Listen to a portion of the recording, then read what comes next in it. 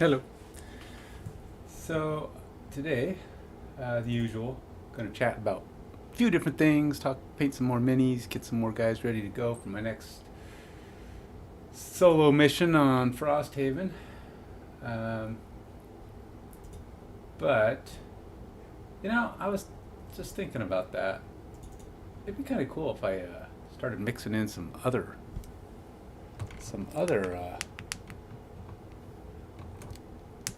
solo games. Now, oh, that's pretty bright. I gotta work on that. Hold on a sec.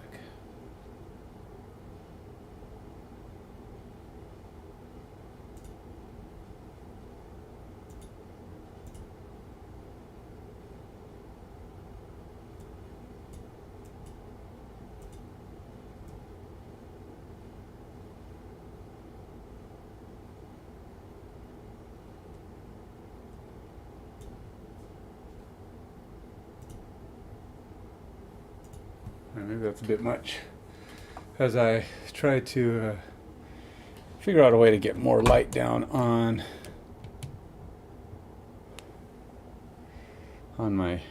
the stuff I'm painting, can also mean sometimes trying to figure out how not to get so much light into the camera. So that's kind of tricky. Okay, so hold on.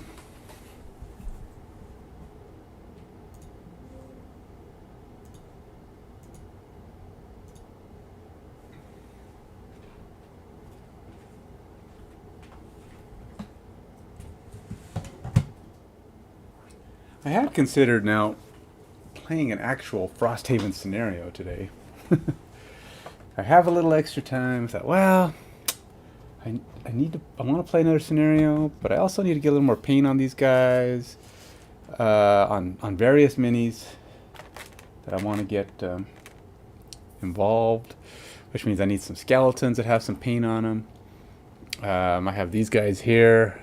Now the skeletons I'm not using as much because I'm not using the bone shaper yet. I used her once. That's Tenya, and I also have primed the ice dancer, but I'm not ready to bring her in yet either because I only have so many. I have to retire characters once you get to four decks, which right now I have four. If I keep Tenya functional, I have Tenya, Cresseth, Adrian, and Royce, and they're taking up a lot of my space. So I'm thinking I kind of just go with the four right now. I'm a jury's out on the bone shaper. I have a real problem with the fact that she's really small, 6 health, and she gives up health just to get her skeletons out. And her skeletons are the big thing. So it's like not only is she tiny, but she has to damage herself to do anything. And it's really a difficult thing. Now the skeletons have a little bit more resilience. I mean, they have some health. They're not one-shot kills, but it still makes them pretty hard to play with. And they don't even give her any real way to heal herself. So she basically she's summons, and that's it. You have to find other ways to heal her. You have to have buddies and partners that can do a lot of healing for you. Adrian can help with that. Royce, maybe if you can stay close, but she's not much of a mover. She's more about letting her summons do all the work, and they're doing whatever out there. So it's kind of interesting. I haven't really decided how I'm going to play the Bone Shaper when I'll play her next. I'd like to get Tanya upgraded or leveled up. So the next mission is a tough one to decide. I'm really kind of torn on how I'm going to do the next mission. Who's going to be in it? I mean, obviously Royce and or Adrian, but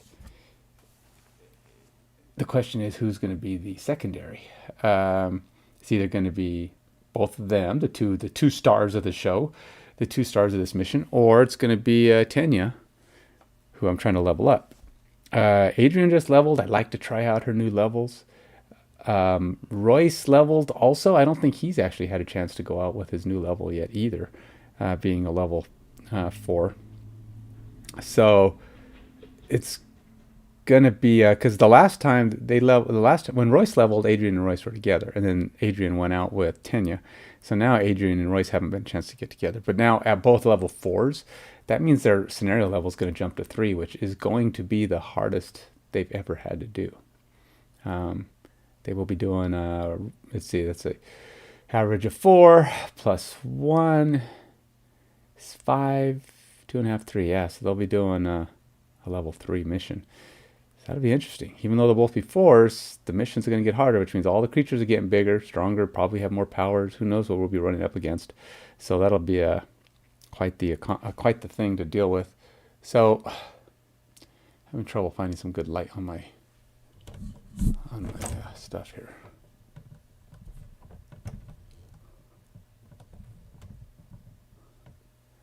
There's a lot of different ways to try to get light down on this, and I struggle with finding any of them. So there's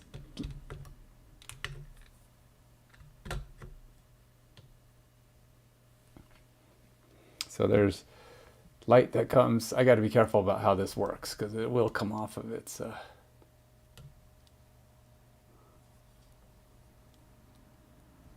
and also see how this is? It's right in my face. So if I use this, that's not better. So you just get this big glare. So it's like, that's not great, Ken. These lights are okay, but they're a little finicky, as to say the least.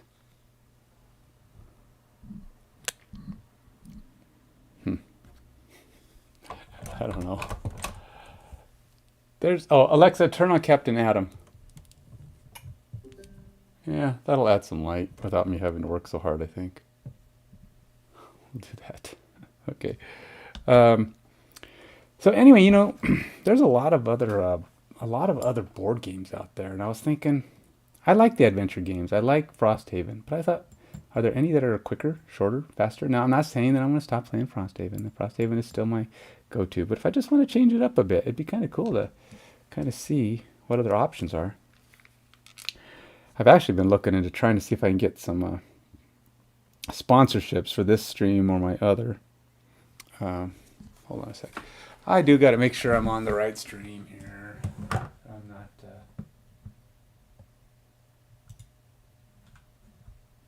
What stream am I on?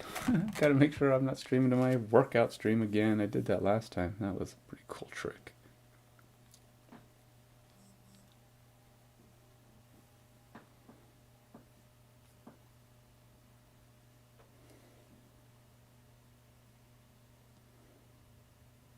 Okay, I should be on the right one, it looks like. Yep. Okay. Just making sure. Don't want to be off in La La Land with my settings here. Gotta glue this guy up too. I got a lot of stuff I've been working on. I'm gonna put this guy's eyeball on because if I don't, I'm gonna lose it.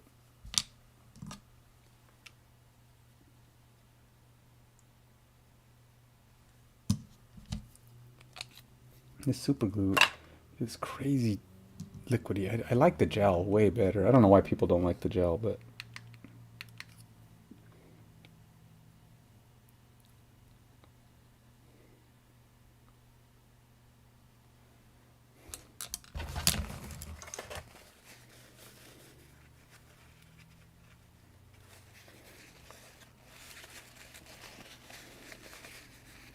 so Adepticon wrote me and said, "Hey, you coming to the convention this year?"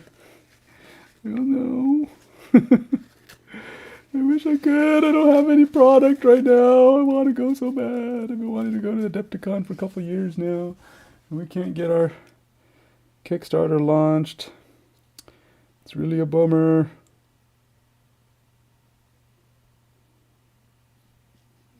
So, that one's not glued in either. I don't think so.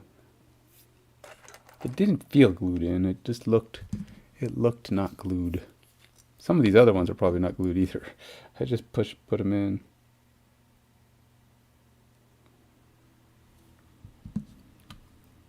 But Adepticon, if you don't know, is it's a miniatures convention over in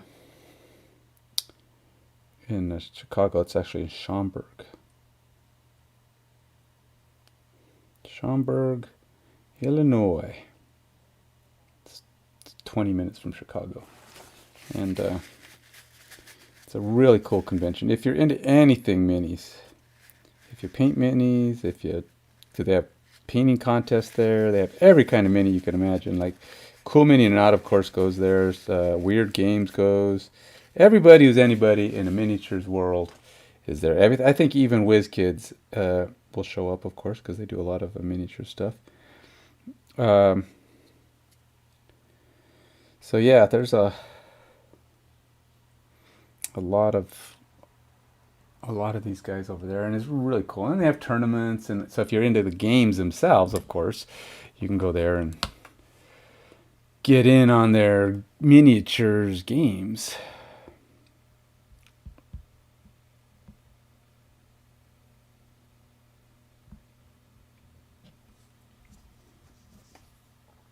If you like, the Star Wars games or the Warhammer 40K, I think they even do some D&D stuff there. So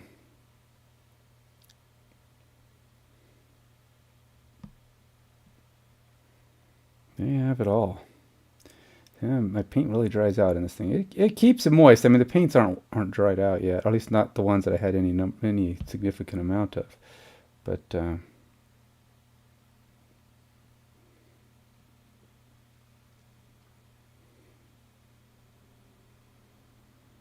does use up all my paint. It's soaking up in there good. All right, I guess that's good for now. Let's go ahead and get started. So let's see what I can do with Cresseth, who's really still missing a lot of stuff. Let's give her some hair color, huh? What color should I do her hair? It's lean black, but she's kind of a death walker, right? I mean, dark hair is kind of her thing. But there's red. I could do red hair. I haven't done a red haired person in a while. Let's do some redhead. I'm going to do rust brown on her hair because it's a good base. And then I'll put red to highlight it and bring it out a little bit. Rust brown is kind of one of my favorite browns for some reason. I like the reddishness of the brown. So it kind of does stick out for me. I don't know. Just always seems to provide a good result for me. So I give it the go ahead more often than I should probably. So let's see here. Mahogany brown. Where is my rust brown? I think rust brown plus any brown is a pretty good base. What the heck? Got my cord in my face. If I can find my rust brown. Because I got a high pigment and it'll shine through. It'll do an easy coat on, and then now move this cord out of my way so it's not bugging me so much. Like I said, I did consider doing a stream today, doing another mission, but I haven't got any significant paint sessions in. I've been doing these 30-minute paint sessions, which are fine and all, but at some point you got to actually get some work done. you got to do some actual work, which means painting for longer than 30 minutes. Got all my red there. Oops. Well, is something telling me that you can't use rust brown today, Ken, because you don't know where you put it? What's the mystical? What is the? What is it trying to tell me? What's the message I'm trying to be delivered? Finding I can't. Oh, no rust brown. You can't do rust brown. Blood red. Guess I could do a base of red, or just do what you're supposed to do and really stick with the inks. I say you're supposed to. No, that's not true. You're not supposed to stay with inks. Inks are nice though, because they layer. They'll take advantage of your undershading, your undercoating, but they can be a pain in the butt to actually get to cover. That's why I like to. Hey Ivan, how you doing? Right now I'm working on Cresseth a little bit. I'm gonna paint her hair And Cresseth is the Deathwalker from from Gloomhaven. And I got a lot of bits on her that aren't done, so I got to start getting some of those other parts done. She's carrying a jar for some reason. I guess that's where she carries her shadows. I don't know what that is. I don't know if there's any explanation behind her, but I don't know what that is. But she carries a jar, so I probably should paint that. Start giving her some more base colors. But I'm trying to find my rust brown. I can't find it at the moment. It's one of my, I was just saying, it's one of my favorite browns because it has red in it, and I like the red brown. Makes for a really good base, but seeing as I can't seem to locate it.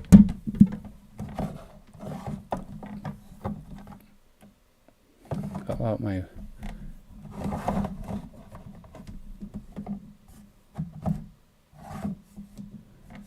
So I'm saying the what do I call it? The powers that be are saying, "Yep, no rust brown today. You gotta try something new, Ken." So I think I'm gonna have to go with something new because I don't know where to.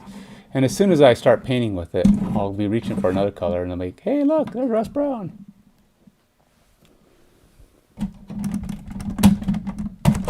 Now I do have my paints organized normally, but what happened was I bought this app, or I downloaded this app called Paint Station or whatever, and it tracks your paints for you. You can actually put them in there, and then when you go to the store and you're like, oh, I need some paint colors, and I can go, which ones do I have already? Make sure I don't buy the same bottles of paint that I already have.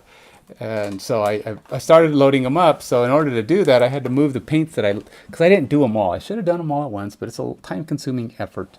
You scan just scan the little barcodes on them, and it'll put them in.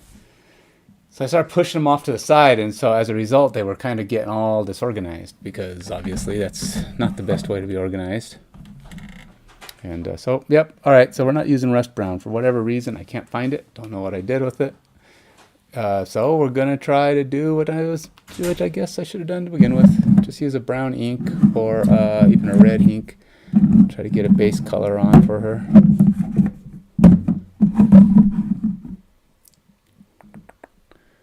Or even just use I guess I can make a rust brown. How hard is that, huh? Just put a little bit of red and a brown color.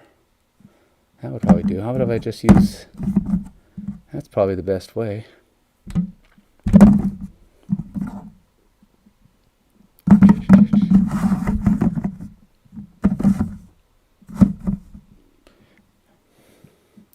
Problem is I bought new paints, so I've got even more paints. So I didn't buy new paints, sorry. I got some for my birthday. My son bought me some of the ones I had on my wish list. And so now I have even more paint bottles in my paint. And I got to get these organized in a good way, so I stopped having trouble finding them. I had them pretty organized, but then, like I said, I started moving paints around, and now I don't know what's what and whatever. I had them right. And plus, I designed these. Here we go. Let's use that one. Evil Sun Scarlet. Sure, why not? I still need to find my brown. Any brown. I can't find any brown. There it is. There's one. There's the intense brown I was looking for. Okay. Oh, there it is. Rust brown right behind it. Found it. Okay, so this is rust brown. See how it's kind of a reddish brown? I wanted that as my base for her hair. Because I'm going to give her red hair. And but the thing is, in order to do that, red by itself is not necessarily a great base. So I'm going to use a red ink along with the brownish color to give her the red I need for a base. Just because some colors don't really don't cover well. Inks don't cover well on their own. They're kind of you either have to do a lot of layers of an ink, which is nice because it'll work good with shades. Works really good with like if you've did a zenithal prime, what they call it, where you put black on the bottom and gray on the top, or white, and it provides like auto shadowing. You know, kind of gives you that lighted. As long as you're using inks underneath it, the inks won't cover up. They'll let that color shine through, the black or the gray, whatever you used, and it'll make it allow your shadows to be highlighted right correctly, so you get the light colors on top and the dark colors underneath without actually having to put that stuff on manually. But I like brown as a base because it will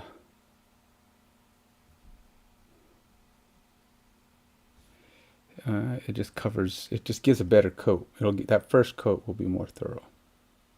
But a rust brown lets you at least start in that red zone, so you're, when you put the red over the top of it, it'll go easily. Won't fight you.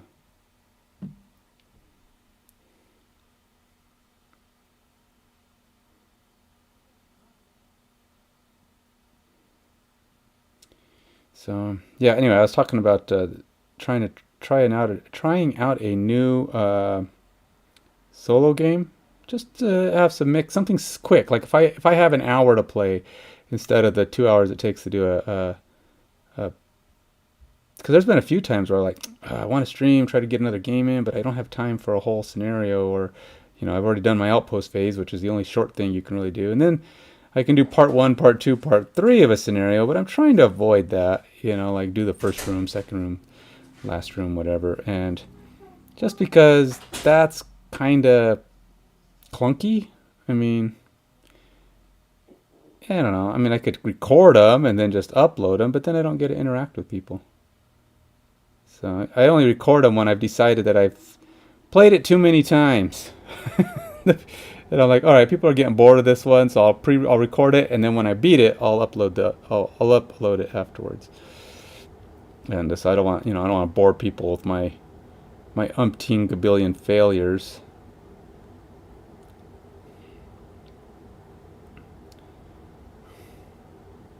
So then I do it that way, and then I'll upload them, and I talk like I'm actually going live, but it's not live. It's Memorex.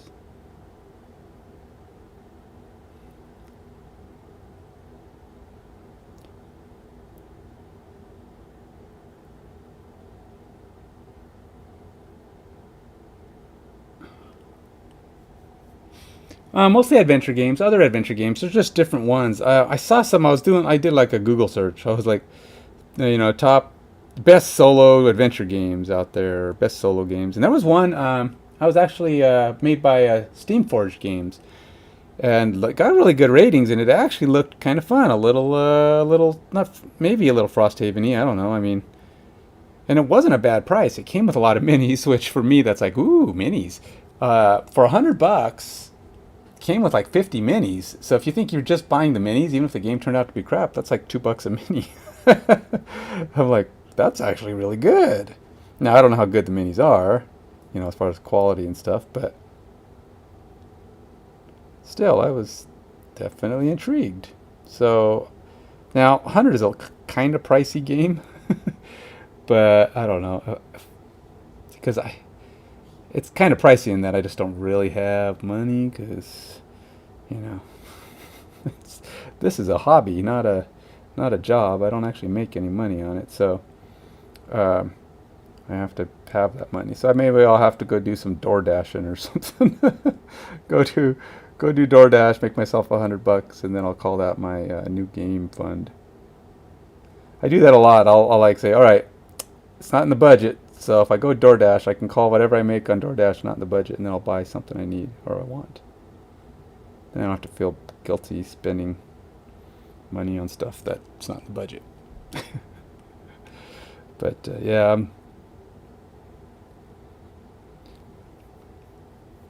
that looked pretty good. There was a couple others on there. There was one that's like dungeon bag or bag in a dungeon, or I don't know, something like that. It looked pretty simple, but I thought it might be kind of fun to try. It was a lot cheaper.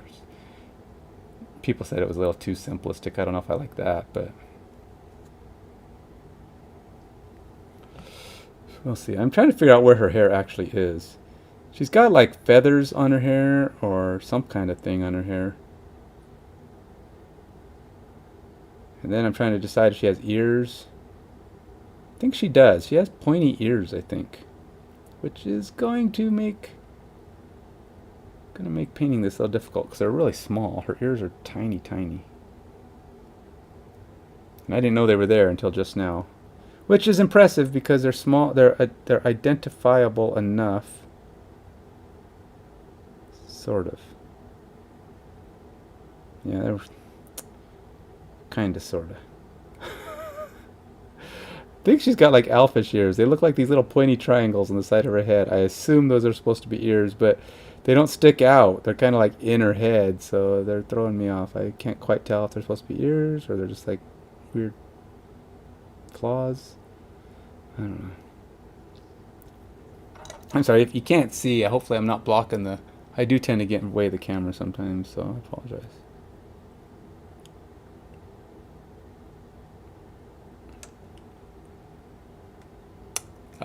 The one from Steamforged game I can't remember.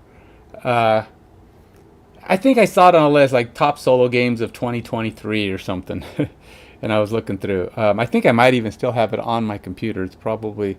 Let me see if I can find it here.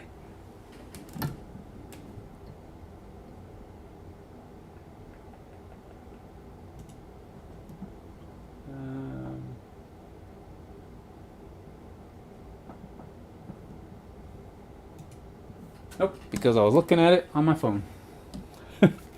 It was... Here we go. Top solo games. Okay, so there's one I was looking at that looked pretty cool called Bard Song. And it was the top one on the list. Best choice, 9.7, exceptional. $100, a lot of minis and everything. It looked kind of cool. Inspired by dungeon crawling, choose your own adventure classics with over 150 hours of gameplay. Holy moly, that's a long game. And then there's Ultimate Railroad. Sounds interesting. It's not obviously not an RPG, but it looks kind of... I thought the idea sounds fun. I like a lot of those railroad games. They're kind of fun, but I don't know how this would play. It's a worker placement kind of game, and I'm like, does that work as a strategy? You know what would be fun is I actually designed a couple of board games, and I want to get them made. I actually have one that I completed and is ready to go to Kickstarter if I can get the artwork done. I play tested it and everything. I went out and I went with a bunch of people and they really liked it. It was kind of a fun. It's kind of a party game. It's pretty cool. It has nothing to do with adventure gaming, and then I designed a football game based on NFL. It's a fantasy football kind of game.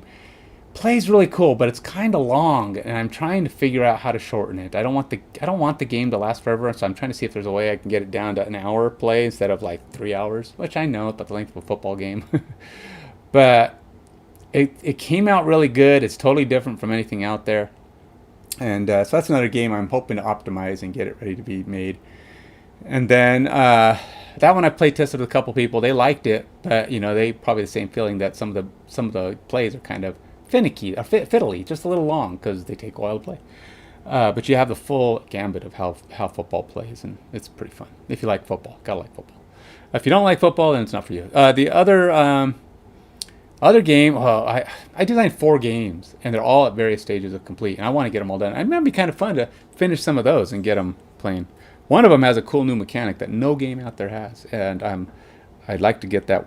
And the mechanic works great. It's just a matter of getting the game that surrounds it correct. Good. Oh, the other one I was talking about is Bag of Dungeon. That's what it's called. That was the one I was mentioning earlier. Everdell apparently plays one. I've heard of that game, seen it a few times, but I didn't know it was a one-player game. Now, some games say they're solo play, and then they're really a totally different game from the actual game. Rangers of Shadow Deep. Let's see. Number 5 is called Earth. Tiny Towns is on here at 6. Tales. I think I actually might have Tiny Towns. I didn't know you could play that solo. Tales of Evil. I don't know what that is. That one's actually a mission game too. Imperium Classics. Package Dimension. Doesn't give you any real description of that one. I don't know what that one is. Destiny's board game. Huh. Carnegie. But no, not Shadow Deep. Rangers of Shadow Deep. Huh. I don't know. I've never heard of that one. Let's see. Board games for single player. Amazon official site. Yeah. Let's see what they have. Lord of the Rings, Dinosaur Island, Exit the Game. So these are just board game. I wanted something a little bit more adventure gamey. You know, something a little bit like Frosthaven, but just with a different tact, a different approach to the game. I don't know. I just general solo. There's plenty of people just doing general solo, so I kind of like to have it themed. Something that's my number one on 17 best solo games to play alone.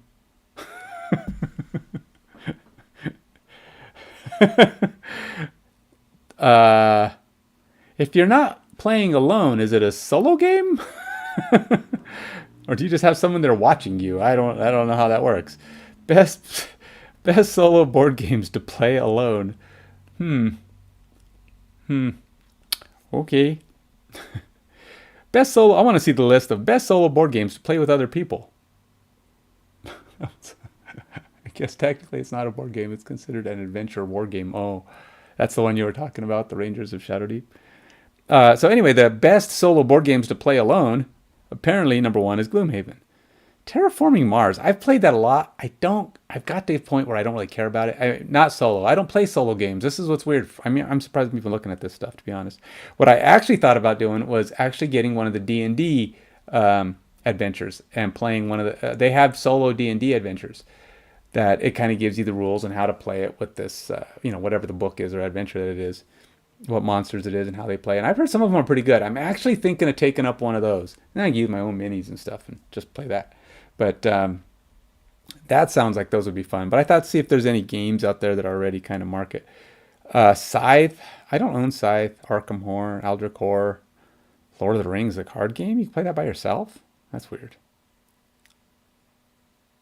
Replayable solo, new solo.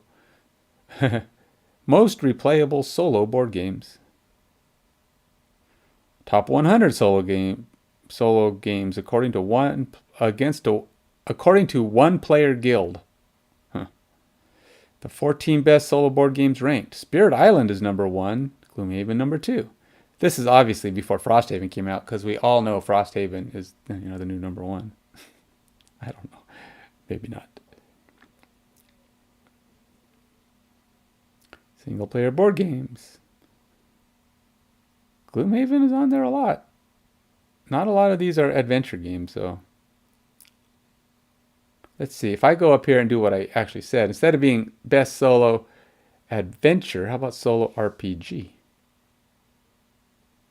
Because if you don't say board games, if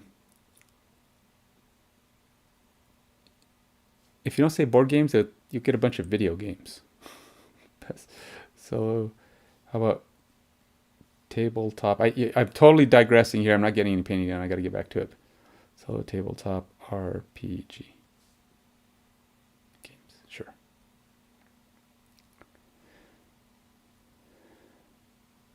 Dungeons and Dragons. Oh no, they're just one that ranks. 10 best single player tabletop RPGs. Okay. The Gamer. 10. Alone Among the Stars. Rune Cairn. Gentleman Bandit. You Died. That sounds fun. A game that's titled You Died, so it's like, must be kind of hard. Alone Among the Stars. You Died. Rune Cairn. So these are actually like RPGs like I was talking about. Oh, Arkham Horror's on there. Gentleman Bandit. The Portal at Hill House. The Portal at Hill House, that's interesting. Village Witch. Scythe? Scythe, really? Huh.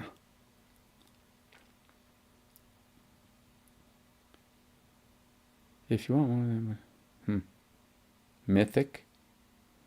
And number one, The Machine. You have been cursed. The only thing you can think about is building the machine, an obscure conglomeration of parts which the end goal isn't entirely certain. A twist on journaling RPGs. You can either play this by yourself, slowly uncovering the machine and the path madness that follows it, or give it to some of your friends for them to add on to. Either way, only one person can add to the journal at a time. A Fun twist on exquisite corpse-style writing and horror-based RPGs. Interesting.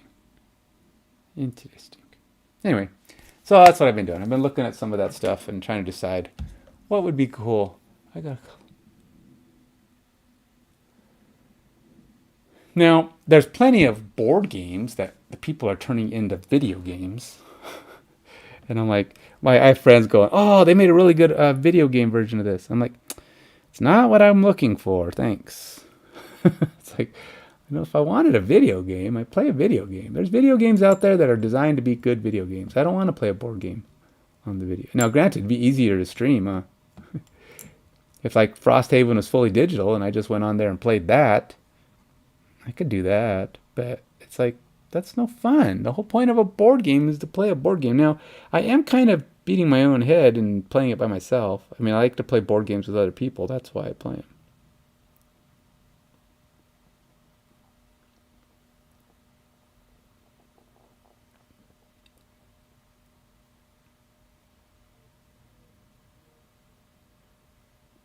But I don't know. I really wanted to play Frosthaven and I couldn't find somebody to play with. So here I am playing Frosthaven, and now I'm thinking, maybe I could play others.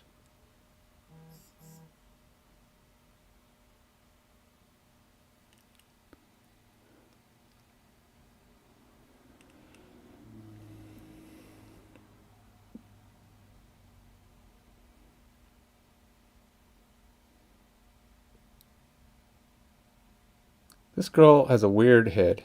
I can't tell, like, if she's got like a bandana thing on or decorations on. I'm just gonna have to make up stuff. I can't really see what's part of her hair and part of her little. She's got like a circlet on her head, but it kind of makes me. I'm kind of thinking part of that is not circlet. Part of it's her hair. So yeah, it's kind of threw me off. And then she has this little triangle ring. Yeah, it's really weird. She's kind of, then her hair is in different places. I can't tell where her ears actually are. It's things about tiny characters, they don't always have the detail you'd like to see to make it clear as to what's what. So when you're painting it, you're not just going, I think this is how it goes.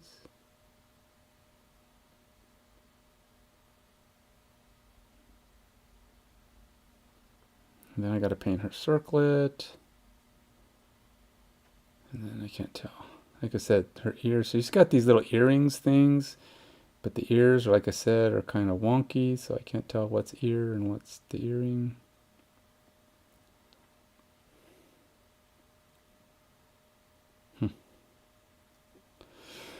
Probably use some eyes. All right, let's paint that little jar of hers. I don't know what the heck that jar is going to be. I don't know why she's got a jar. Should be red, black, brown. Can do a cork on the front. That seems like a good thing for her.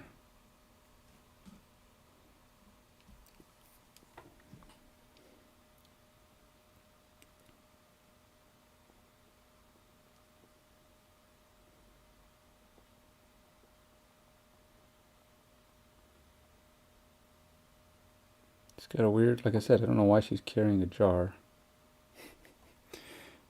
Seems like a impractical thing to carry in your arms while you're fighting. While you're fighting with other monsters, right? Because if they hit you, that jar is probably going to get dropped. It's like, how do you fight effectively with a jar in your arm?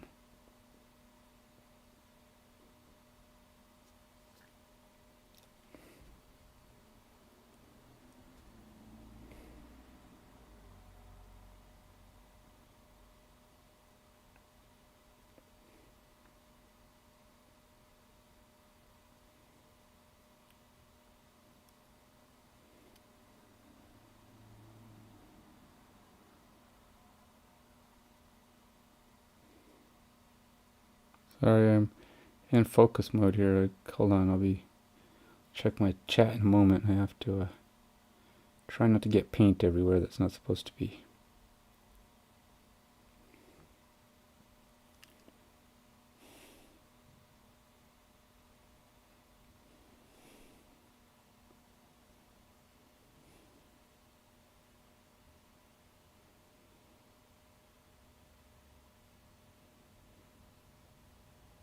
Huh. That sounds interesting. Thunderbolt Apache Leader. So it's a war game, huh? That sounds interesting.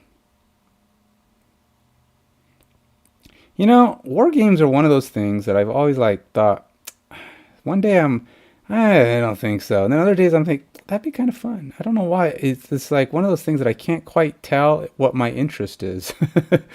Is it one of those things I'm gonna play and be bored? Because I always think of when I think of war games, and I'm not a big fan of like first person shooters. Like the Halo and the Call of Duty and all that stuff. I'm just I don't know. I never got into it. I don't like those very much. I mean, I think that it's conceptual. All right, here's the thing with me. I think this is probably part of it. I'm not a big fan of shooting real people, or like going after just other humans. Monsters, okay, I can see it. And sometimes you got bandits, and they're just outright bad guys or evil sorcerers or whatever. But you know, war games, you're fighting other people who, in theory, they're only fighting you because for political reasons, right? They're just people who have their own beliefs or whatever. And I know I don't want. It's not to get into their politics, and it's not that. I don't know. I just have. It just feels weird to be purposely trying to kill people. Now, of course, I was in the military. Don't get me wrong. I was actually served, but I never actually went. I almost did. Almost went. I was called up to duty to go to the first Iraq War. I was.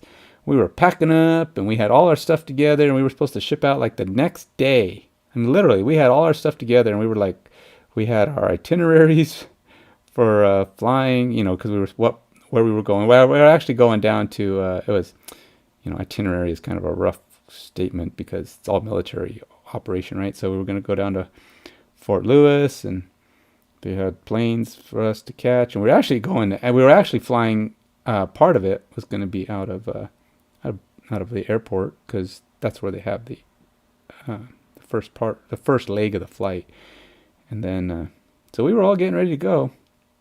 We had all of our gear prepped, and then the commander comes in and goes, "Uh, they they called a ceasefire. They canceled our trip." And we're like, "Oh, okay." So yeah, then and then after that, I served for a few more years, just as a reservist, because that's really what I went in for, to be a reservist. But I wasn't too worried about it. I trained for this stuff, and but anyway, so yeah, I was in the military. I didn't have a problem with going to war if that's what it was. I mean, obviously, I'm an American, proud to be an American. But still, it's like,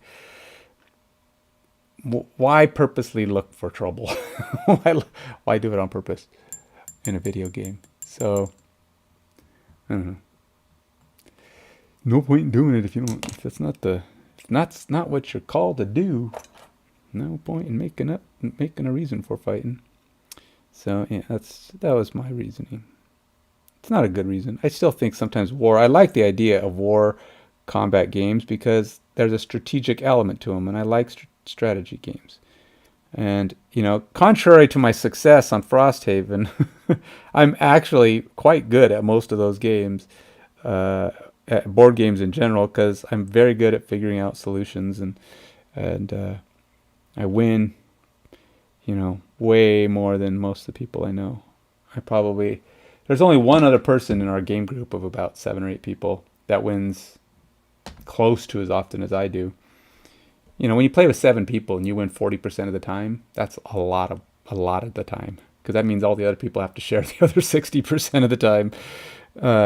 And some of them are good gamers. Some of them are like me on Frosthaven. They're bad. They have bad luck. Stuff just doesn't go their way. Like the wrong cards are drawn, the other person goes against it, and Frosthaven. I think my problem is when it comes to things where I have to randomly expect the cards to play nice, that's when things fall apart for me. I have to be in control of my own fate to be successful. And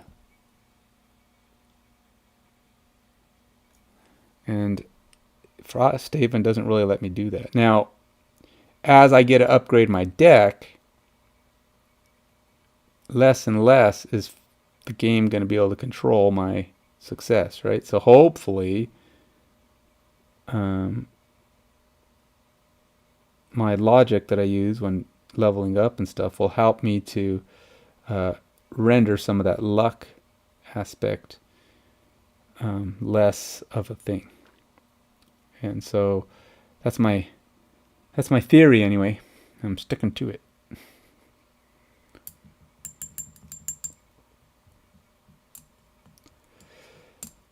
So I was trying out these new paints yesterday. And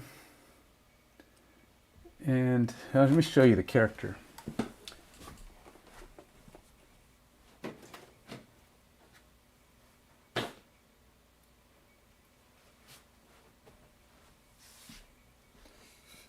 Actually, it wasn't yesterday. It was the last time I streamed. And I only streamed for like a half an hour last time. And these paints are by Vallejo. I had to glue her back on because I was trying to chop off some artifacts from the resin, and I accidentally popped her off her base, so I had to glue her back on. So Vallejo came out with this new line of airbrush paints. They're metallics, but they're not metallics like your traditional gold, silvers, bronze, that kind of stuff. They're like other color metallics, and these are true metallics, not like gold, silver, bronze. When you put those on, they tend to look shiny. They have a natural sheen to them, like gold would, or almost like a glass, except it's in the silver gold form, and then when light hits it from whatever angles. These are metallics. Like if you painted your car metallic blue, you would see all these little flecks of metallic in it. So that's what these are. These are metallics with varying colors. And I was trying out some on this girl, and you can kind of see how shiny her armor is. I just tried it out. That's all I did. She's still kind of just prime, or she's got just her natural color, but this is like a purple. That's a violet, I think it's called, a deep violet, and I put it on her all of her armor. It's kind of a cool.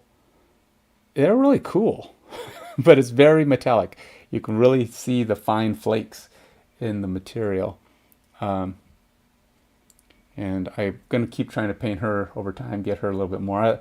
So one of the things I was talking about last time is I've been trying to collect more female characters, mainly because most characters out there are not, over time you don't even think about it. I want to collect a demon or a vampire, and I want to collect. So you're looking around. Oh, that's a cool one. That's a cool one. And you don't even realize over time you've been buying all male figures because a lot of them are really cool. Now, some people who purposely look for female figures will go, "Wow, there's a really cool female figure," and it doesn't mean that they're not equally as cool. It's just that your mind picks whatever it picks. And I'm just saying, for me, I just noticed that the majority of them out there are all male, and I've got a lot of male. So when you go into a battle, it's always you're fighting this bad guy, literally. It's not even a bad gal. Why can't there be bad gals? So I was looking around, I was trying to find female demons and even female hero characters. There's plenty of them out there, but some of them are hard to find, like female barbarians. Those are kind of hard to come by, especially ones that look like barbarians. They'll call them female fighters, and they just look like fighters. They don't have that big barbarian brute kind of muscly you expect from a barbarian. And that's what I thought that girl was. She's kind of got that muscly look. She's big. She's taller than your average bear, average human. And she looks like she'd make a good barbarian. So I got that one. And druids are easy. Finding female druids, it's easy. But I just noticed I don't buy that many druid figures. But I had a few. And guess what? They were male. So I'm like, all right, time to... All right, so I got to look up eyes. Okay, so I got two characters right now that need eyes. I have the whites. She's got the whites of her eyes, and I even got the whites of the eyes on Cesar here. And he needs eyes. He actually needs pupils. Now, I painted... Where's he at? I thought I had most of my paints. Oh, I do. Okay, so...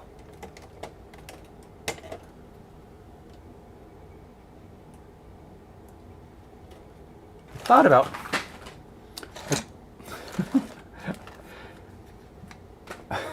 I feel like I gotta clean up my desk. I'm very organized for short periods of time. It's like I have everything in organized setup, but over time they start to spread out onto my desk, and I got bottles of paint everywhere and brushes everywhere, and I'm like, okay, everybody back to your homes. So I have to go back and organize and clear up the desk again. And right now it's at that state of, eh. But see, now there's this option for painting eyes. You can see Donald here has where's his eyes? Okay, I'm trying to see if you can see where the clear. So he's just black. That's all he got. Black pupils at the bottom of his eyes. I could do something like that with Cesar. He'd be pretty basic, pretty simple. Big eyeballs and big eyeballs and the blacks of the eyes. It works out good. Looks all right. And then I did Mickey Mouse. Same thing. Mickey Mouse and Donald have very basic eyes. They just have. I don't even know where to focus on this guy. And it's hard for me to see because I'm looking through my magnifying glass. But see, there you go. There's Mickey's eyes. And so that's one of the figures I painted as well. And you just see it's big white eyes and black eye pupils. But do I go all in? Do I actually try to put actual eyes on these guys? I don't know. The girl definitely. She needs something on her eyes. But, and then the trick is figuring out, okay, where do eyes belong? I always forget. If you do it wrong, they'll look like all, there'll be eyes will be going all over the place. And you'll be looking at it going, okay, that wasn't where the eyeballs go. And then you have to kind of repaint it. So typically, I think when people are looking ahead, the eyes are actually pretty close to the center. So you're trying to give them a center look. So let's see how this goes.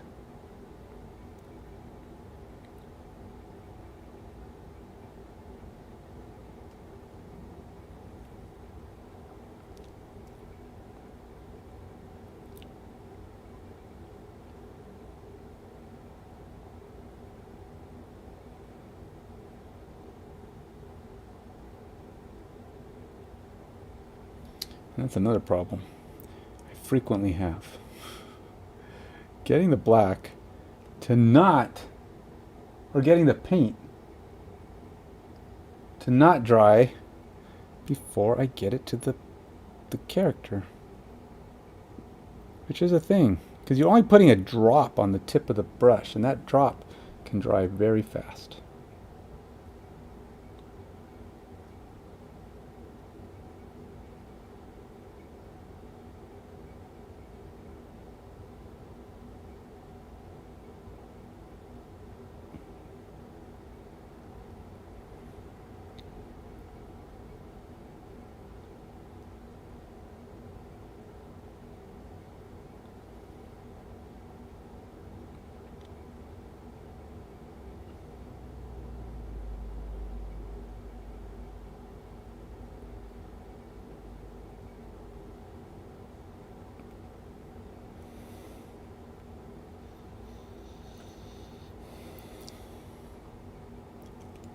Yeah, put it on there, and you just hope. Just hope it's not. One thing you don't want is have too much water on it. Because if you have too much water, when that paint touches, it'll splash, just spread all over the face. And then you got the eyeballs completely covered in black. That's a bad thing.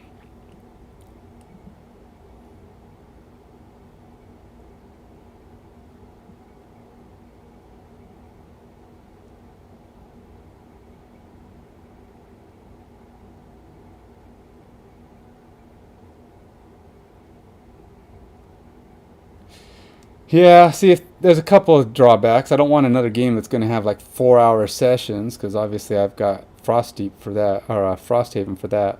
The other thing is, I don't know that I'll do environments. The game's probably going to have to come with maps. Environments take a long time to do. Setting up your own environment, you know, your cityscapes and your woodlandscapes.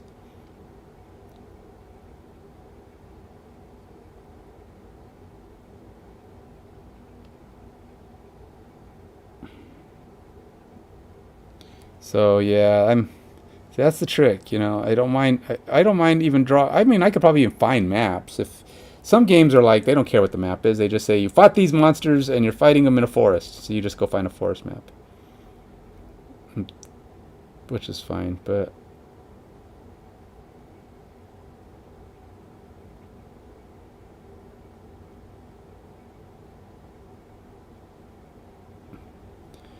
Okay, paint, why don't you want to come off the brush? It's really annoying.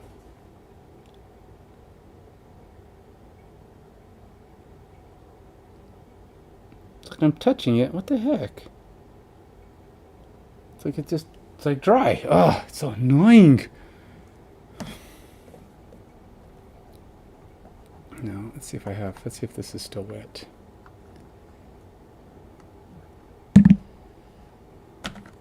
A little bit. I have some medium here that I'm going to try to incorporate into my black here. Medium should help me to not dry up so fast. It's like it'll literally dry before you can even get it. It's wet while you're on the mat, but then when you actually get it to the eyeball, it's like, I'm done. Never mind. I was just teasing you. It's like, well, stop teasing me, man. I gotta get this thing on at some point.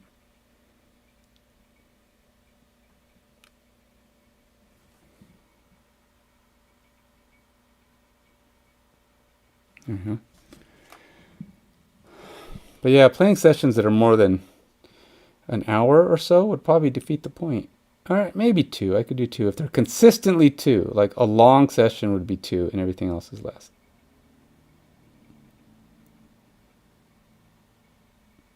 Because like Frosthaven,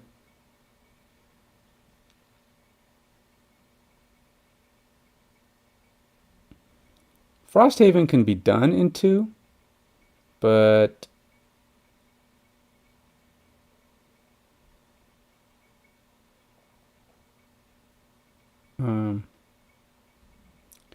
it's not likely.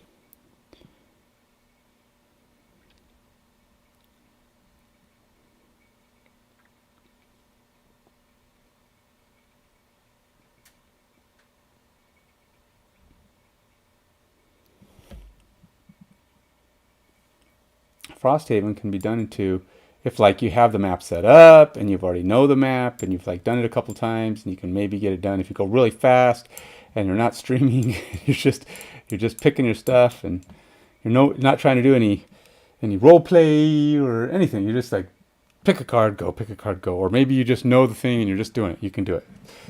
But it's a 3-hour session most of the time. Especially if you don't know the scenario and you're trying to figure out how to deal with these monsters. And Alexa, turn off heater.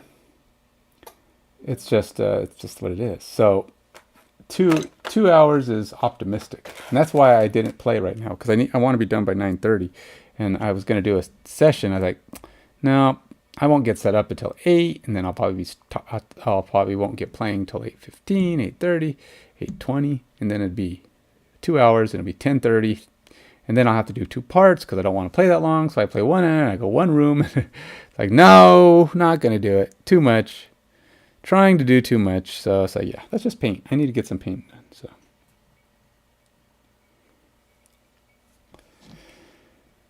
So that's where I'm at. So I will do another session. I just haven't decided which one. And I've been trying to decide who's going to be in that session. If it's going to be Royce and Adrian, or I'm thinking Royce and Adrian should probably do the next session because they both just leveled up. They haven't had a chance to go out together in their new levels. Royce hasn't gone anywhere with level 4. Adrian hasn't gone anywhere level 4. But that also means our scenario is going to be level 3, which means that'll be challenging, of course, because it'll be harder. But Adrian's got a lot of cool cards. She got 3 perks and just totally decked out her deck, or 4 perks, because of everything she got done in that last scenario. So she's got her deck is totally different, her modification deck. So I'm looking forward to trying that out, seeing if it proves to be better, more luck, and more interesting. And Roy's got a few things in his deck, and leveled up, got some more hit points, so he'll last longer. So it'll be interesting. So I probably should let Adrian and Royce go out and do at least one more scenario together and see where they're at and see if I can do a level 3. And then if not, we may have to downgrade, play someone else, play Tenya or Cresseth.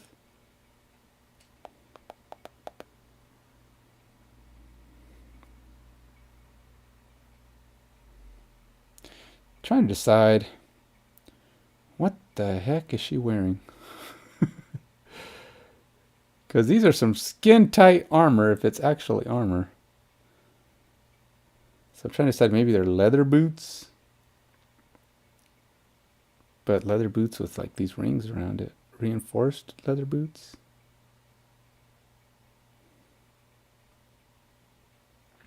I should probably put some of this red / brown on her forehead. She's got a little touch of hair right underneath her her circlet.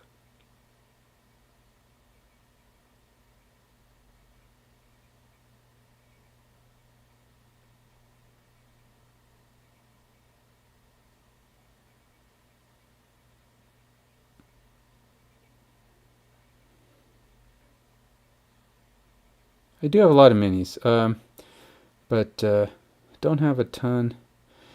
I mean, I don't want it to be a big thing where I'm digging them out all the time.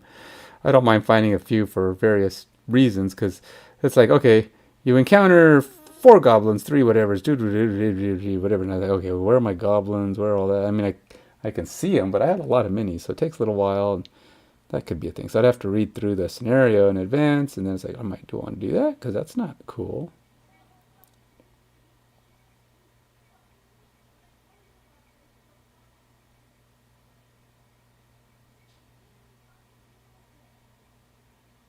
So I'm trying to decide. Again, are these feathers in her hair? They must be some kind of feathers in her hair.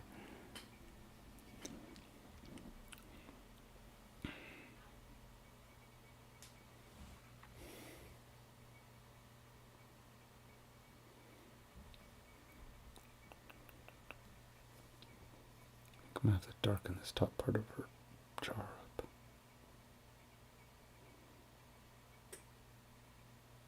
Because it doesn't feel right. Too much shadow towards the top. There we go. Fixed. Just use a slightly more pigmented color, and it'll do what I want.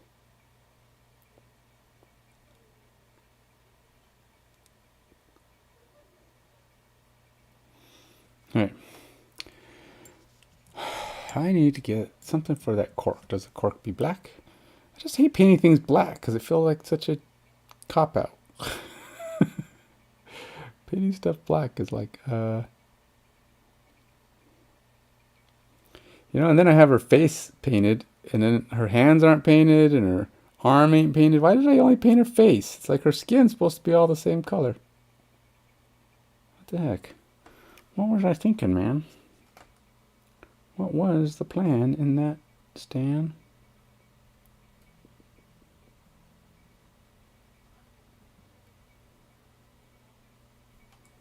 Nope. I think this paint is dead. Time to pull out more paint. Where's my fleshy colored paint?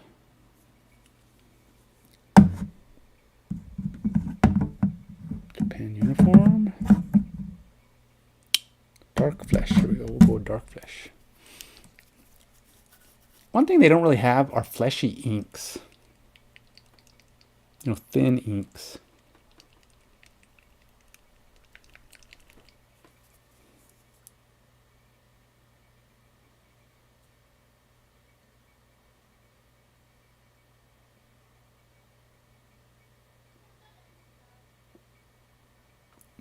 Well, I definitely have to take a look. Couldn't hurt to try.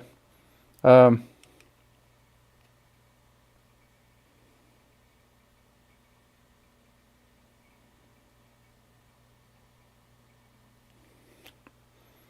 like I said, there's been a few. There are some RPGs that are specifically designed self-play scenarios, that are solo play scenarios. They don't even have a multiplayer thing. They just have rules for the solo play. I think it'd be kind of cool to try. I need to get better at doing my voices. It's not so much that I can't do voices, because it's fun to play voices. You know, play like the characters have their own character, like they have character. And but the problem is, I need to learn voices and register in my head what it is. Because my problem is, I'll like do a voice and then I'll come back to it and like, oh, what was the voice I was using for this character? And then I end up doing something totally different. It's like, that I remember when he had that voice. Now he's got this weird other voice. because I don't remember his voice, man. And then you have to practice, because sometimes I'll be driving and I practice voices, right? I'll try to think of new voices to use, and I'll be like just doing it in the car, and I'm like, I come up with this cool voice. I'm like, oh, that's a cool sounding voice. And I practice it and I get really good at it, and then I go home and I don't do anything, and then I don't do anything, then I don't. And the next time I'm thinking I'm going to use that new voice, I'm like, I can't remember it. I can't remember what I was doing.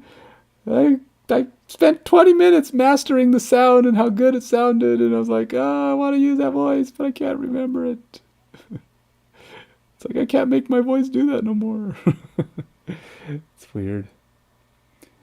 I really envy guys like Matt Mercer from Critical Role, who can just do voices, and he always seems to be able to just. And he says he practices all the time, so that's good. But I don't. I don't practice all the time. I should practice. So I was gonna make her have blue skin or something, but I already did that to Royce. So she's getting regular old fleshy skin. Getting regular old dark skin. And I'm terrible at skin tones. So if you look at this and go, something's not right, it's because, yeah, I don't know how to do skin tones. People can shadow them, just make them look cool. Not me. I haven't figured it out yet. I haven't figured out that magic trick. My skin tones look eh. They may have the color of skin, but they do not have the look of skin. There are some people who can paint amazing. I mean, they just, I'm so jealous of some of these people. But you know what? There's a difference between a person who's a hobby painter and practices all his life and does okay, and then there's those people who are just artistic. They can paint whatever.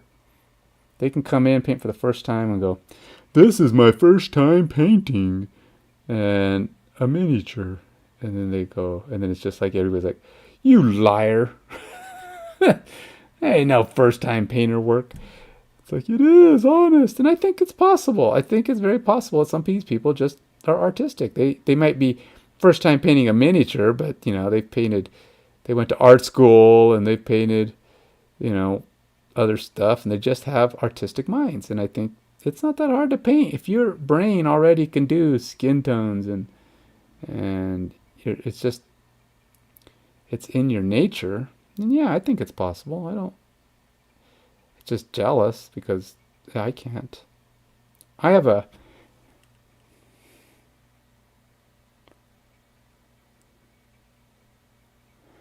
yeah, I know. Uh, yeah, but it's like, that's what you, but it's like anybody who's talented. I mean, there are people who can do voices. Matt's just the one, he's famous, right? I mean, people know him now. I don't think he was famous before, but, there's just some people who are just naturally have a gift for doing certain things. I am a creative, not an artistic. A creative, as in, I can make things function. I can know how to take an idea and assemble the parts necessary to make it work and function cool, even do some cool stuff. I'm a programmer, software engineer. I designed the X case, the mage cage that I came up with. I come up with these board games which are cool, and everybody I show them to saying, these are really cool, you got to get it made. I'm like, cool, do you have $30,000 for me to get it made and printed? And they all like, no, do a Kickstarter. Cool, do you have $5,000? I can get a successful Kickstarter going. Because, you know, people say, oh, you don't need that to start a Kickstarter. You don't. If you want to have a Kickstarter that's successful, all the good Kickstarters have like these professional videos and they look so cool. And whenever you see an amateur first-time Kickstarter person just went up there and threw his stuff up, he's lucky to get $2,000, $3,000. You can't do a good board game that way. You can't do it. I was able to have a successful Kickstarter when I launched the Clear X cases, and that was, but that was only $15,000, which is, you know, it was enough, but it wasn't enough to make more. It was enough to pay off the production and, you know, pay off the stuff, and it didn't cost, you know, so I didn't have to do it out of pocket, but it wasn't enough to make more. And here I am again trying to figure out how to make enough to make. This time I want to do a big enough Kickstarter to make new product, which is going to mean new molds, which means more cost, a lot of cost. The mold I want to make for the big unit is expensive. And then I want to make some, make these new inserts, which won't be too bad. I'm actually just going to, I think I'm going to actually have those 3D printed.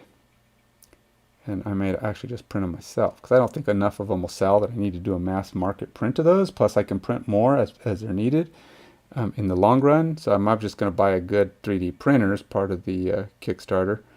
And I'll have the STLs designed by a CAD professional, somebody who knows what they're doing with CAD better than I do. And then I will print those up while I'm waiting for the production of the X case, which will take a long time. I'll have lots of time to do that.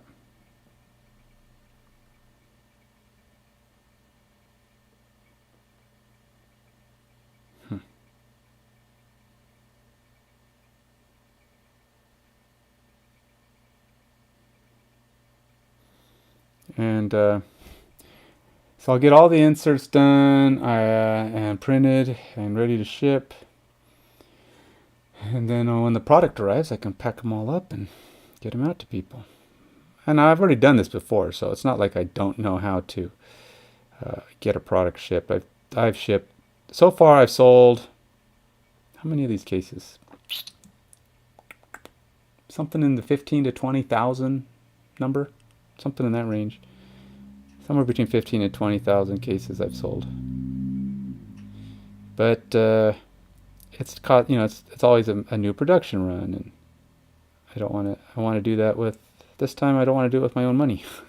It's time to let the fans help me out, because it takes too long to make that back. So, trying a different tact.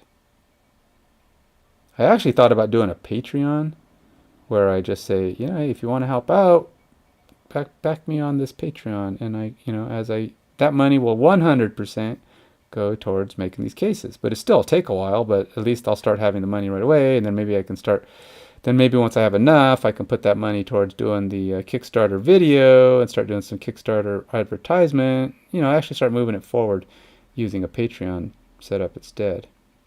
But I don't know. I haven't figured out how to do that with YouTube. And I feel bad asking people. I know everybody asks for people to pay them money, but I don't know. It's like, that's what YouTube's about, man. That's how these guys make money. They ask people for money. I know, but it's like, it's weird. I got to get over that, I suppose. Especially since I'm ready to change careers. I'm tired of doing the same stuff over. And I've been doing software engineering now for, 20 some years. And it was fun. I enjoyed it. In fact, I still like the idea of creating new things and stuff out of software and programming it, but it's time to move on. Had enough. So it'd be cool to get a new career going. But it's hard when you've gotten yourself accustomed to the success you've had already. How do you change? How do you say, let's try something new and not make so much money? Not have that income. Well, you don't. You have to actually start figuring out how to have that income coming in before you quit. If you want to be successful and not be impoverished, if you want to have something new and not be impoverished, you probably have to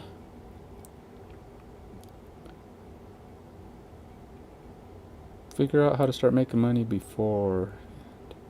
So that's what I'm doing. I know, not the conversation you were looking for. That's just what I do. I'm rambling on about my goals and plans for this streaming stuff.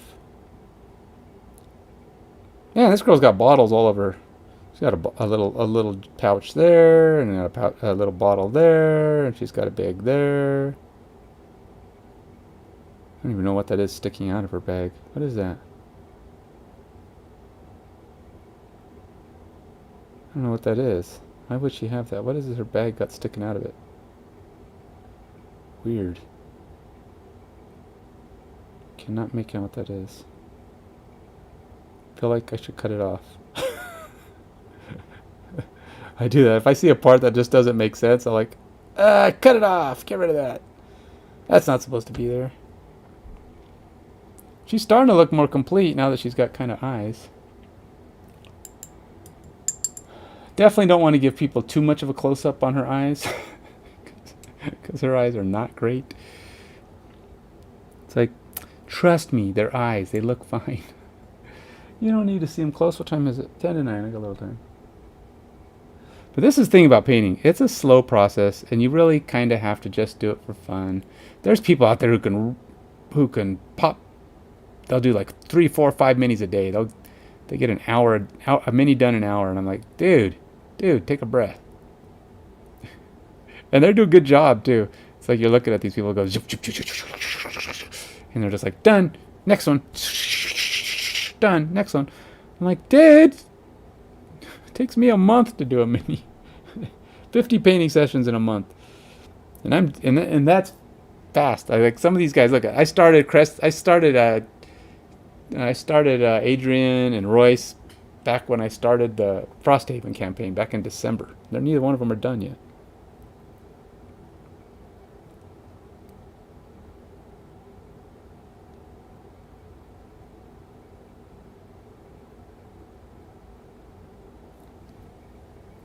But such is the way it goes, man.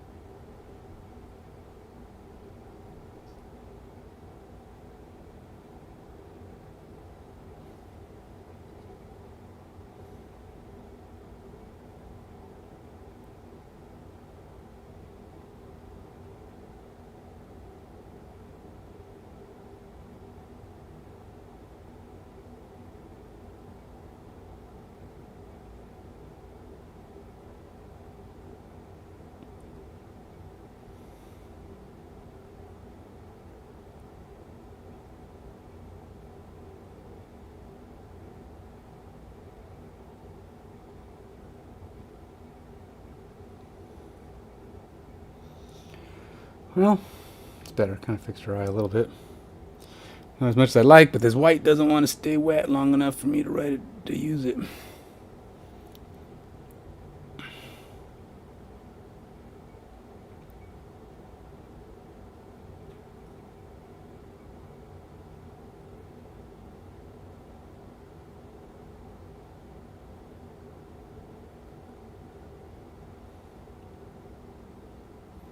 All right.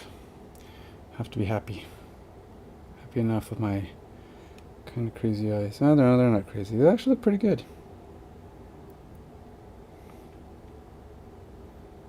Probably could use some eyebrows though.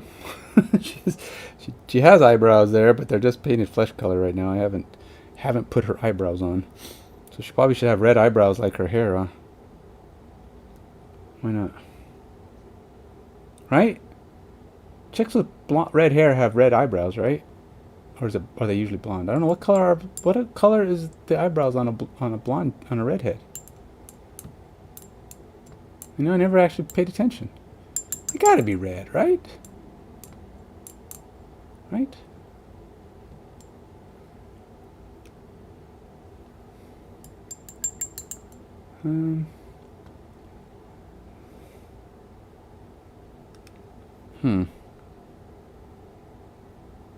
Well, let's make them red. If I don't like it, I'll make them something else. Why not?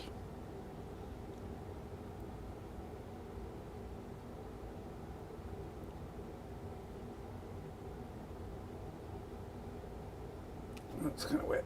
Don't want it to run here. Last thing we want is my red to run. Runny red.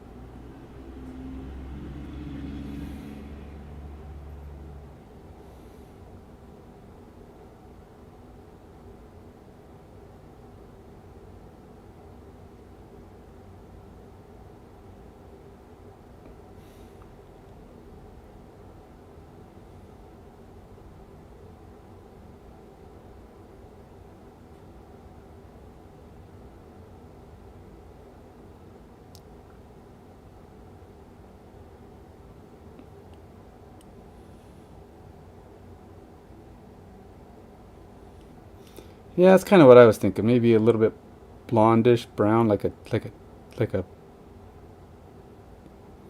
yeah, like you said, a little bit more brownish.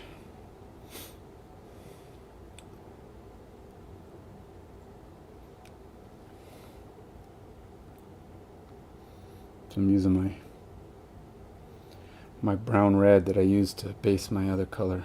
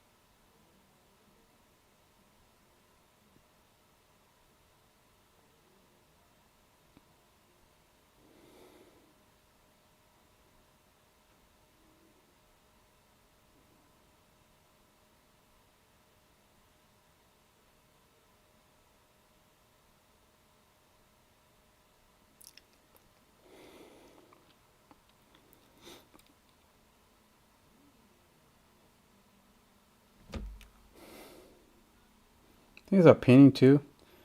It's a little bit like playing Frosthaven. Time goes really fast. You're like, I got a lot of time to get stuff done, and then you're like, time's up. Don't have any more time. Nice to see you, time. Too bad you couldn't stay a little bit longer.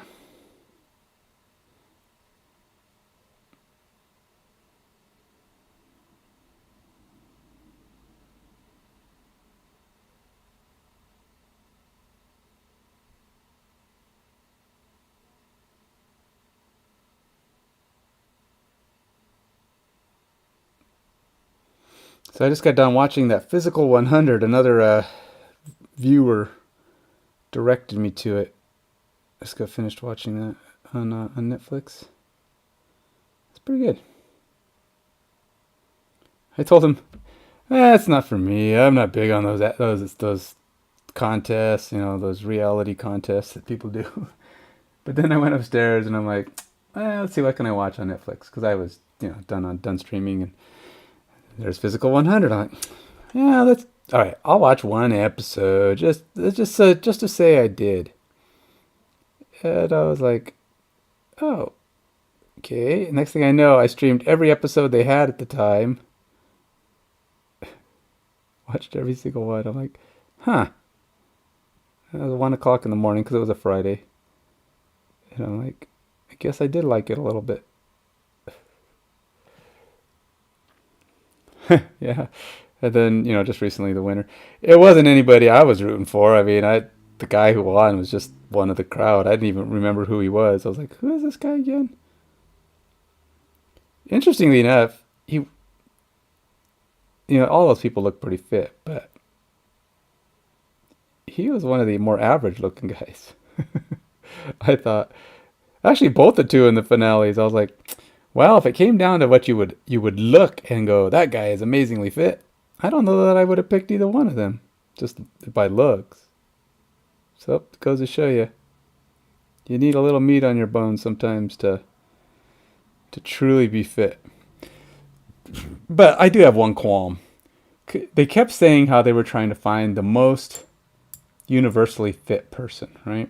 I mean, that was the whole premise. Oh, of all these people, who is truly the most perfect fitness level?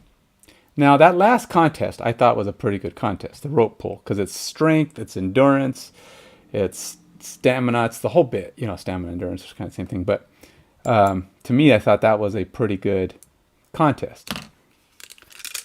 But a lot of those contests that eliminated a lot of people, I thought were very prejudiced to one type of fitness level. Which meant you are guaranteeing that the strong people, like for example, hanging contest. they're the worst. Okay, so they in no way are those equal. You can't you can't have a bunch of people hanging and say that 100 pound. Of course, the 100 pound chick, the gravity doesn't even know she's there. So the effort she has to put in is microscopic.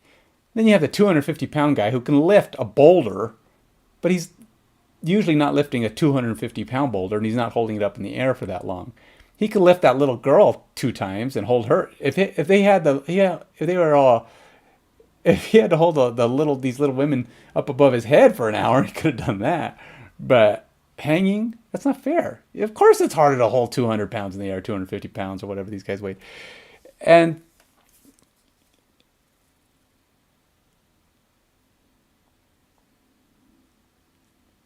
yeah, well, it's because I think at the end they realized the other dude was just kicking his butt. I mean, he was just ripping through that rope, and I'm like, that guy's gonna get tired. He's gonna get burned out. He's going way too fast.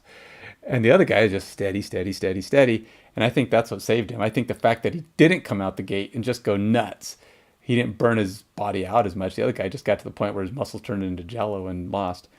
But some of those contests, okay, so if you're trying to eliminate people for their physical fitness, teams doesn't work either. I'm sorry. I mean, I know it's all about the show and trying to make it look good, but the premise is wrong. The premise of the show doesn't work because they're not focusing on finding the best athlete. Because they could have easily eliminated the best athlete when he got caught up with a bunch of, uh, weak people.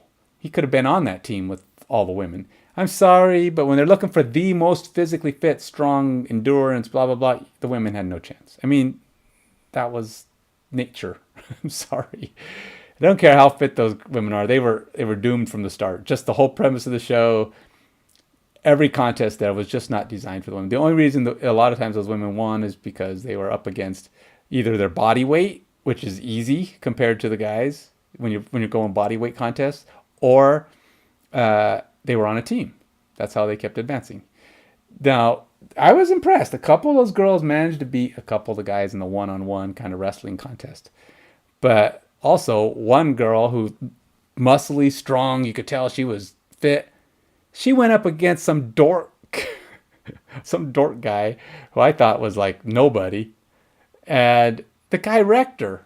I mean, he just dominated her, and she was no match for him. Didn't matter how muscly and strong she was. She was just, the guy knew he was stronger than she was. It didn't matter how she looked. And so there you go. I knew the women were in trouble. That game did not bode well for them. It's just nature. But again, a lot of those contests, I think the one-on-one contests were pretty good measurements. I think that's a good measure of who's the most fit. Those ones, any contest that's a one-on-one is probably a pretty good match for the most part, as long as it can be endurance, quickness, because like the one-on-one wrestling where they're going for the ball and stuff, that's both physical and endurance, right? So your ability to run, because like some of those big guys who were hiding the ball, they got tired. They couldn't keep up with the people who were smaller. So some of those big guys struggled, but sometimes their strength held out and they were able to win. So the really small people couldn't do well against the really big guys, but sometimes the medium-sized guys could beat those big guys because they had the endurance and enough strength to overwhelm them, which meant they had the better balance of ability. So I think a lot of that was the bodybuilders were doomed for their own purposes. They didn't have the stamina and strength to do, but yeah, that's the one, the bodybuilder lady. She could not beat him, and he was a jerk. I mean, he was a goober, but he knew he was gonna beat her. She was just no match for him, and I was like, yeah, that kind of proves my point. I mean, I knew they were in trouble, and some of the women had a lot of, I think speed. Some of them were okay in competition, but again, the team things, the hanging things, some of those just weren't designed for the strength one. So if you took a purely strength one, of course the big strong guys are going to win. The tug of wars, the holding the boulder above their head, the strongest guy wins that. But that's not what this contest is about. It's not about finding the strongest guy or the fastest guy or the most agile guy. It's the most rounded guy, the most perfect one.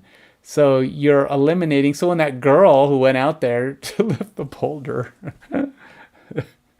she couldn't even get it in the air.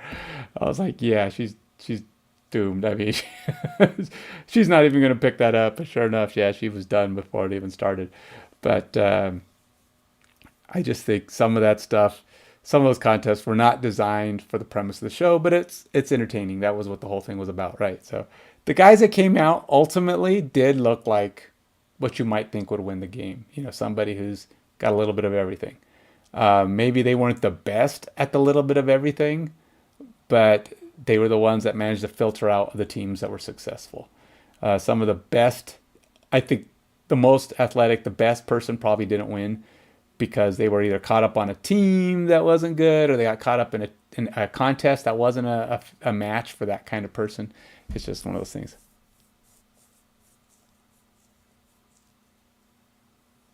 Yeah, no, that's what I'm thinking. They could have done something like that.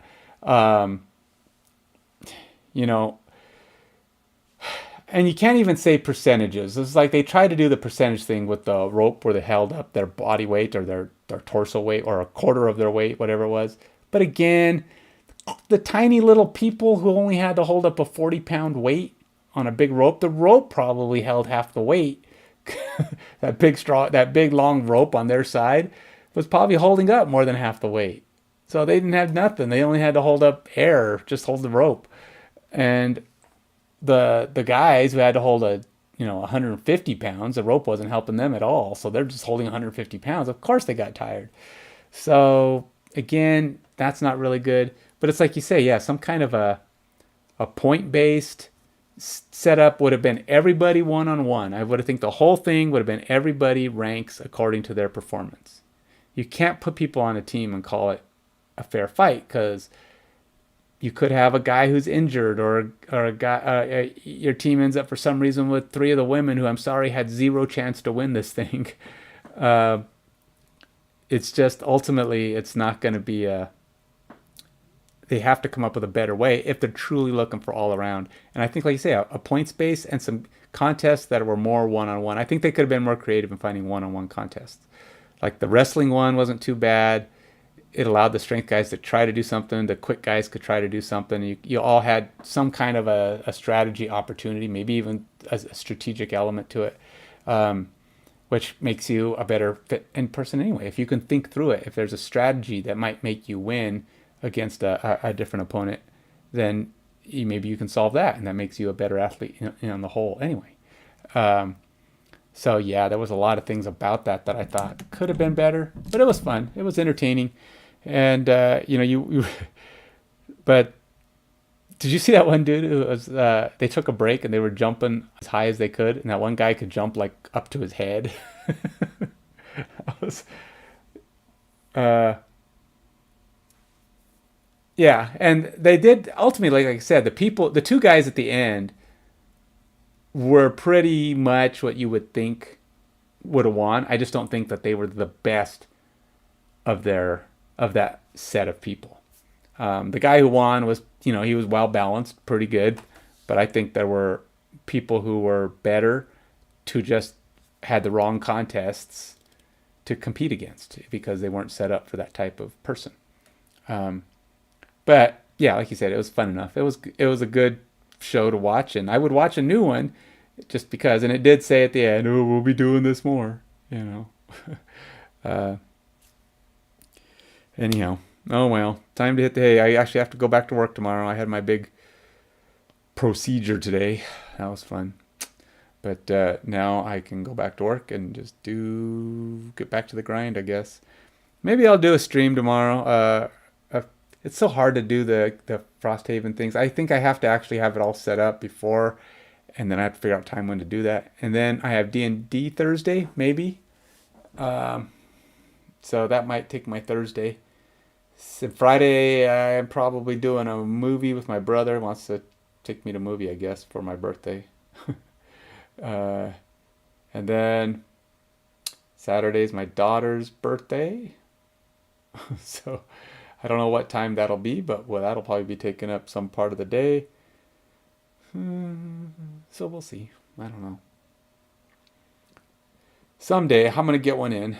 Tomorrow will probably be the best day, so we'll see if I can get it started. I don't know. But until then, hey, Ivan, thanks for coming by and saying hi and visiting. And I know I didn't get a lot of painting done, but I got a little bit more. She's looking a little bit more ready to be viewed. What I've been wanting to do is take progress photos of these guys and start putting them up on my stream so that when I do a stream that has, say Cresseth and Royce or Tenya or whatever, I'll put their progress photo on the stream so you can see which characters I'm using.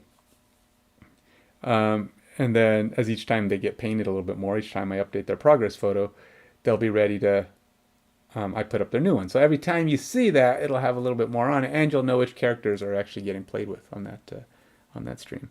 Just trying to figure out better ways to update the stream, get more, just make it look a little bit better.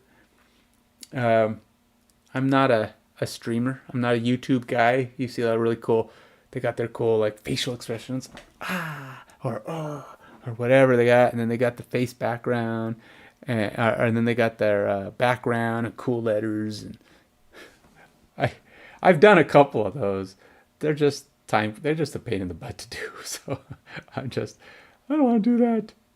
What I need is what do you call it? A volunteer editor. So say, here, just tell me what you need. Here's the stuff. Go make a cool thumbnail or a cool video. Edit the video. And then I could actually start making money, but then I'd be paying that guy and he'd be all my money would go to him. So, oh well, that's the way it goes, I guess. Hey, anyway, till next time. Till I stream again, Ivan, have a good one.